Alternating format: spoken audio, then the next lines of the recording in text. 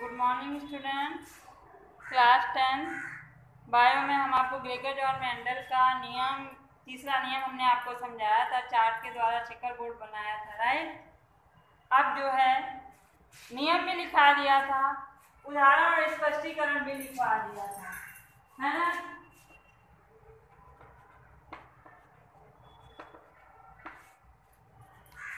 ठीक, तो स्पष्टीकरण जो लिखवाया था, चेकर बोर्ड बनाया था, उसके नीचे एक दो लाइनें लिख लीजिए। लिखिए, इस प्रकार से प्राप्त 16 बीजों का अनुपात 9:3:3:1 होता है।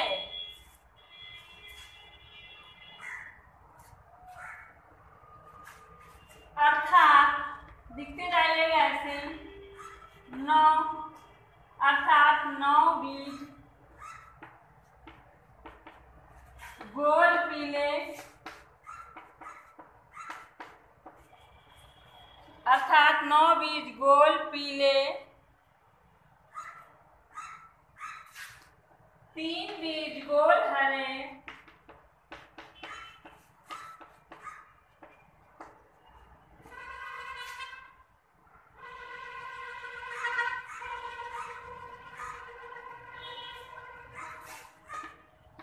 3 बीज झुर्रीदार पीले और 1 बीज झुर्रीदार हरा। हो गया? क्लियर? समझ में आ गया ना?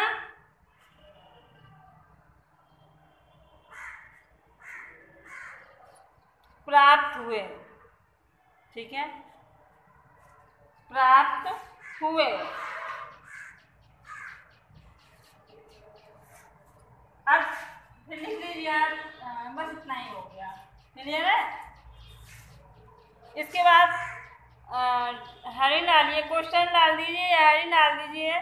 जीनोटाइप और फिनोटाइप में अंतर, जीन प्रारूप और दृश्य प्रारूप में अंतर। जीनोटाइप तथा फिनोटाइप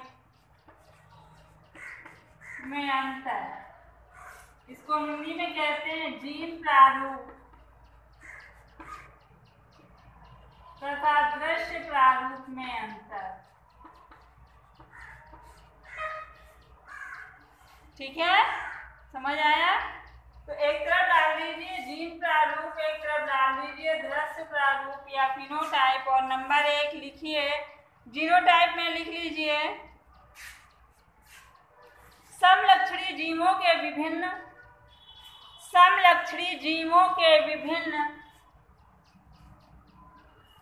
गुणों जैसे आकार, आकृति, रंग एवं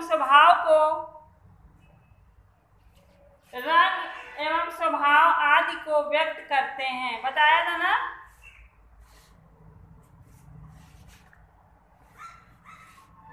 व्यक्त करते हैं। ये बेटा फिनोटाइप में लिखना है, दृश्य प्रारूप में। इधर कर दे रहे हैं आपका हम फिनोटाइप, और ये कर दे रहे हैं आपका जीनोटाइप। दृश्य प्रारूप और जीन प्रारूप।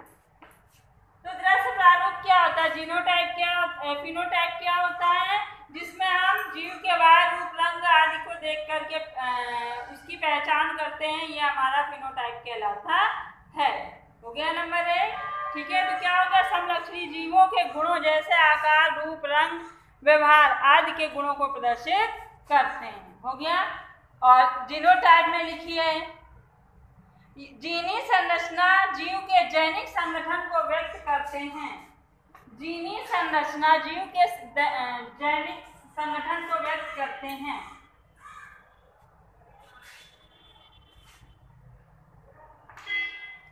जो कि उसमें विभिन्न लक्षणों को निर्धारित करता है।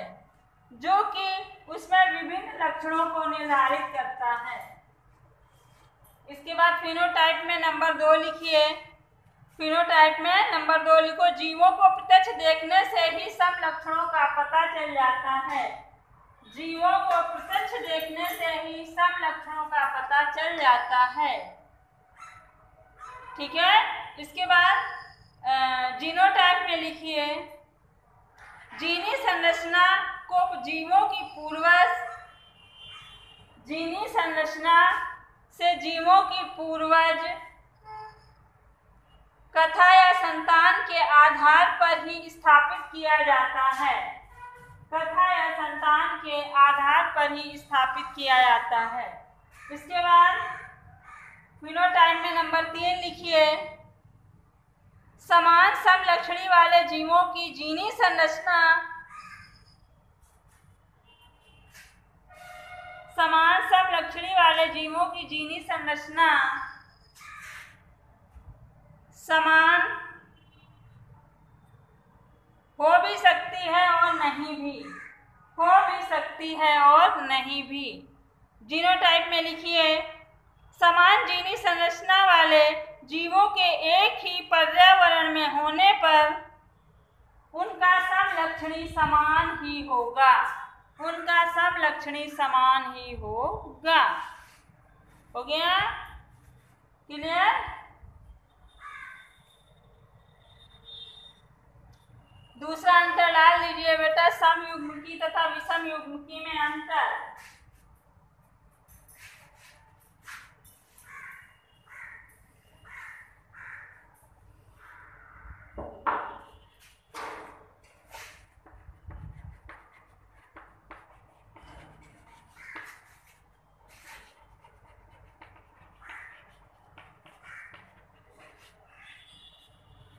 समयुग्मकी और विषम युग्मकी में अंतर।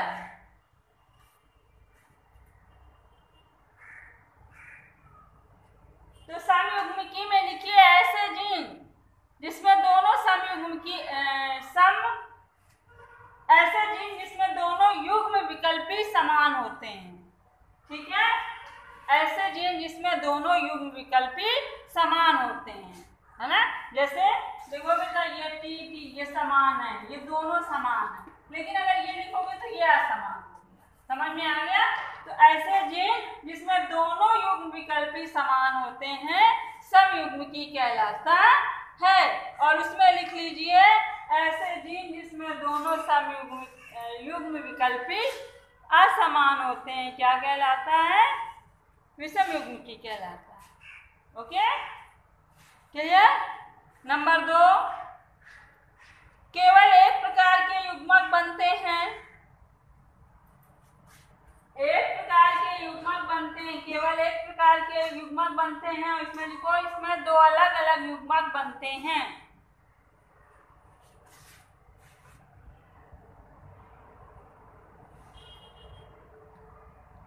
समयुग्मकी में नंबर 3 लिखो, स्वपरागण या अंतः प्रजनन होने पर संतति माता पिता के, स्वपरागण या अंतः प्रजनन होने पर माता पिता के, होने पर संतति माता पिता के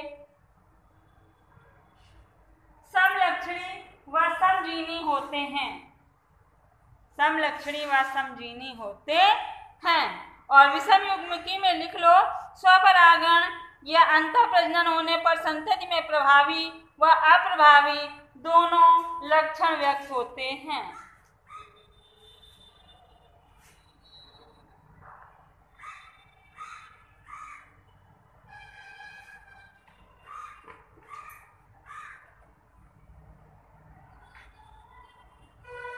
लिख लिया? अगली हरी डाल दीजिए, सेक्स डिटर्मिनेशन, लिंग निर्धारण।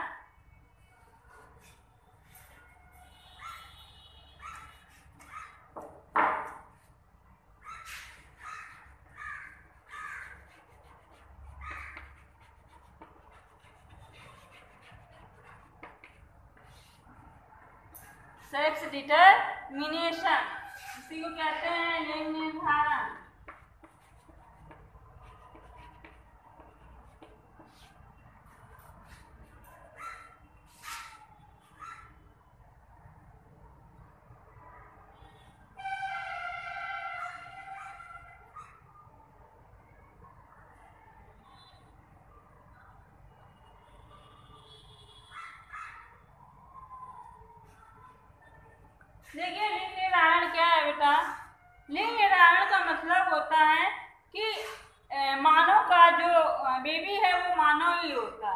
या गाय का बच्चा गाय का ही होता है, किसी भी जो मतलब जो पेड़ है उसका बीज जो है उसी पे वही पेड़ या वही जीव बनेगा। बनता है कि नहीं बनता है?